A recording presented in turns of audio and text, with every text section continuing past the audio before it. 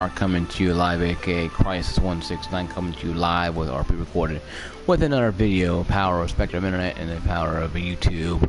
I'm your host here, crisis169, Kenny Mark, with a gaming insight info. Comment below when you even watch this video. How many of you game on the PS4? How many of you game on PC? I thought about getting back into PC gaming because I have a laptop that was good for gaming years ago and not anymore.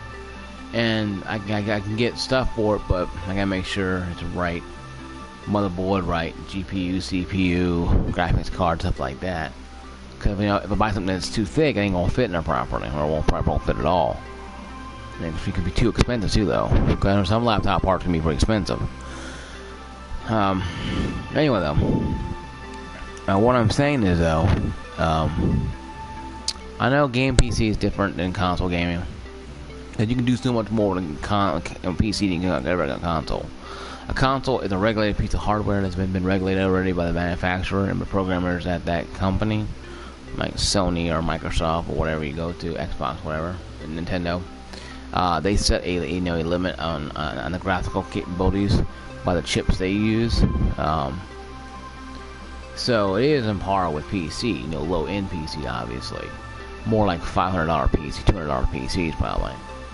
But they're approaching the better way, and I'm saying this because with the Scorpio coming out later on this year, in E3 around June, we're going to reveal the thing. You really have to understand, that no matter what console comes out next, PC is going to be king. I understand that. Now, I'm an old school PC gamer myself, and I understood that with PC, you have a far better experience than you do with console. But with console, it's pretty simple. You do more like a plug and play. You plug it in, play it, and there you go. PC, you have to do a lot of configuring. Butter does. He's PC nut. He's a PC sadist. He loves PC gaming. But he has a PS4, so he plays his exclusive on PS4, multiplayer on PC with 4K on his 60-inch 4K television set, and I have a 40-inch, 1080p, and I wouldn't care about having 4K capabilities on a PC because I only have a 1080p, 120 hertz TV that does really well. But I thought about it at work while I was working out at lunch. And, similarities now between PC and console. The line is becoming very, very, very, very light because most of these consoles now are pushing out pretty decent hardware. Now, granted, the i3 or i5,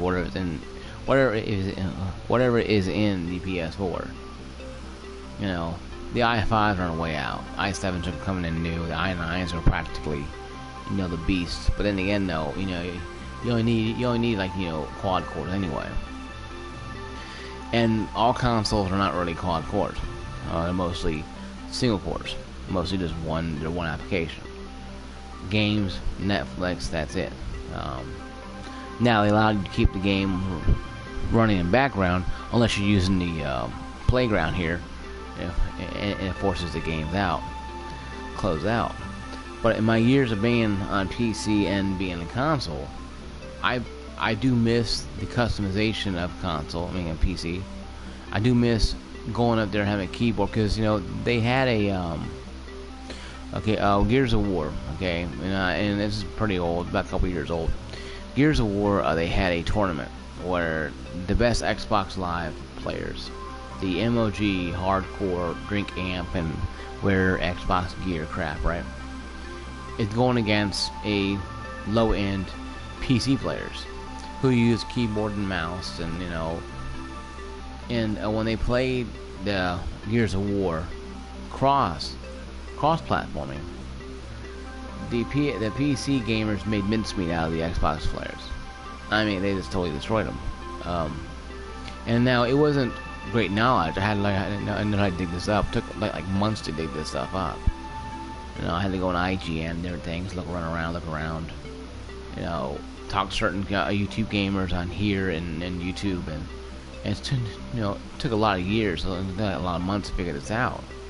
And it kind of makes sense to me because when I played games like Counter-Strike on PC, using the keyboard and a mouse, you get better accuracy because that keyboard is a multi-direction, and mouse is multi-direction, where on a controller, it's like a 6-axis controller. Yes, you can spin around circles and do stuff like that, but it's totally different than looking at a PC now. I like the controller scheme better. I know a lot of games, Steam, you plug it in to your computer, it automatically recognizes you download drivers for it, and you can play it on on a controller. Steam, you can. Now with the Xbox One, little device they had, you plugged into the PC, it automatically reads it and downloads the update for you. But I think PC gaming is more expensive, yes. But with $500, if you buy like $600 consoles every couple years, no, okay, consider this. Okay, let's say the Xbox Scorpio is $600. Okay, $600. You're gonna go out there, GameStop, Walmart, $600 now. Let's say PS5 is $600 or whatever. Now, you spend $1,200. Now, a friend of mine told me, guys spent $1,000. I spent $800 on the Xbox 1.5 year and the PS4 there. Altogether, it's about $800. I didn't buy it one time, but I bought different. I bought the PS4 first and Xbox One 9 months later. He said, Mark, Mark by the way, you could have bought a decent PC for around $720, $750, or even less than that, and had close to 4K gaming. That wasn't really out anyway, but a lot of graphics cards were clocking high speeds and pushing up a lot of power.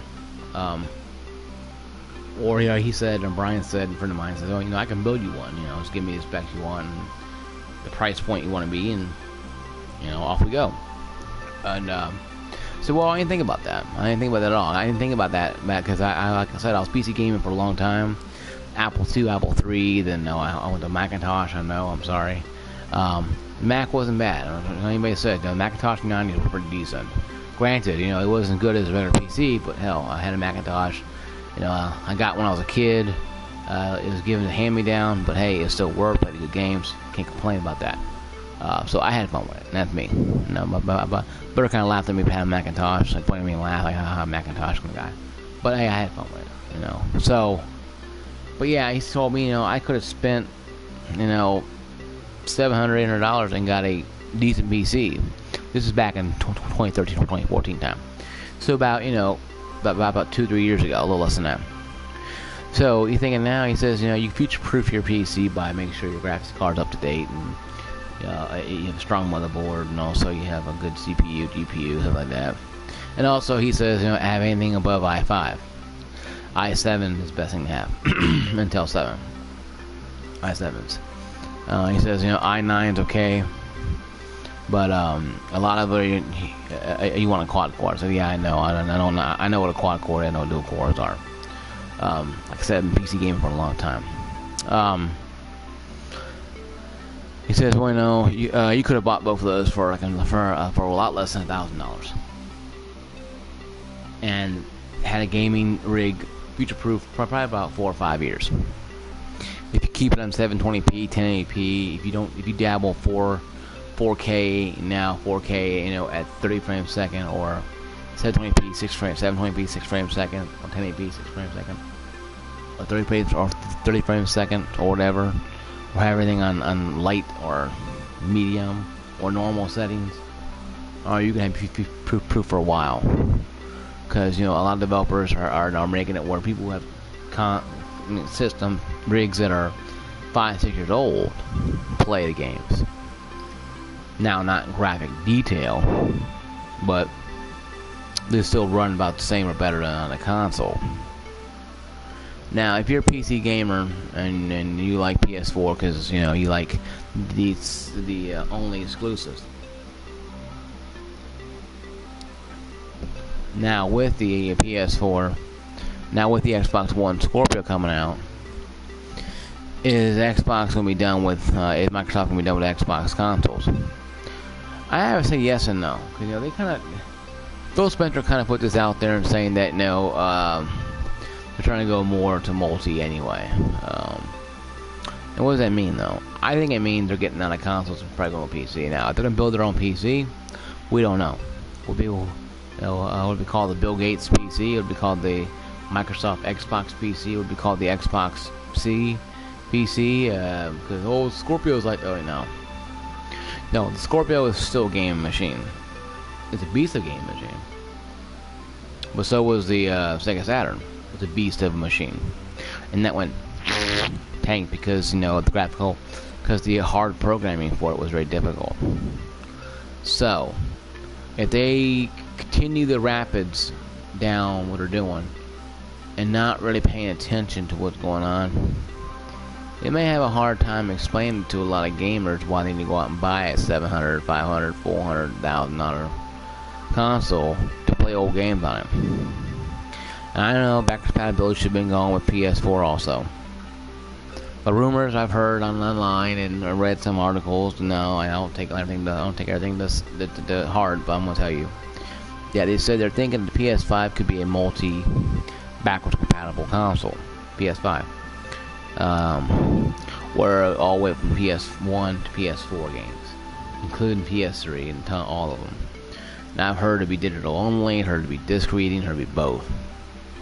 I heard it'd be like a 2, 3, 4 terabyte hard drive. I heard it in different reasons. Everybody's shooting up. Everybody's shooting in the air and what the thing's gonna be. I think it'll be a great console. That's it. And I'll buy one of those too. Now the Xbox One Scorpio will have, you know, take your games and make them 1080p 60 frames a second lock in. So if you got a 1080p TV like I do, 120 hertz, you will have a decent gaming experience. And I appreciate that. It'll take all the games and make them look better. So it means take Dead Rising 3 and make it look 1080p. About me. That's me though. But I don't know. I'm still on the fence. I'm right here on the fence. I'm kind of looking and going, I don't know. I have to get back to that one because I don't know for sure how it's gonna be. And, you know, that's me though. I'm a very on the fence kind of guy about stuff like that, because it's a pretty big investment. I think Futureproof with updates and updates to keep it relevant for 4 or 5 years to come. Yeah, I can see getting one. Thinking about the debate now. It's gonna be like a year out. And that's a Scorpio for you though. But you can get a graphics card. My friend Brian told me a good one for $200. It'll last you a couple years. At least a couple years. He says, you know, if you don't want a 4K game and if you have a 4K TV but you want to do 1080p or 4K at 30 or 1080p at 60 or 1080p or 720p at 60, you can do that with PCs. Consoles you can't, because you're locked into the requirements of that manufacturers, and that's fine. It's whatever. So I'm saying, guys, PC or console gaming, I think personally, no, until the PS5 comes out and the Xbox One Scorpio or new Xbox One or the predecessors for the Scorpio comes out, if they make another one after the Scorpio comes out, we'll probably go wondering, wow, you know, the console game looks like PCs. Because, you know, Sony trying to make a computer and what happened to them. They got spanked on that deal. So Microsoft might make a PC. If they do that, it'll probably be, you know, like a $2,000-$3,000 PC. Of course, it'll probably be a beast machine. They're saying the Scorpio will be about $500-$600, $700. And that's about decent average for a decent PC. So I may go to Best Buy and look around and go Walmart.com, look around, because I think Walmart.com has some good, decent game PCs, gaming rigs are pretty good. But I go to Best Buy a lot because a lot of them you can play with and fiddle around with, and have fun with. So I might go over there to Best Buy and look around. But yeah, you know, a comment below what you guys think about what kind of PC you have to look at, or what's your opinion on the whole thing. If you guys care at all, great. If you don't, whatever. Like, subscribe. I know I do different videos. I don't stay on a gaming one forever. I do different videos. I appreciate you guys listening to me and subscribing and liking and also communicating. Please try to keep it clean. No racial jokes, no slander. Try to keep it clean. I appreciate it. Holler at you guys later.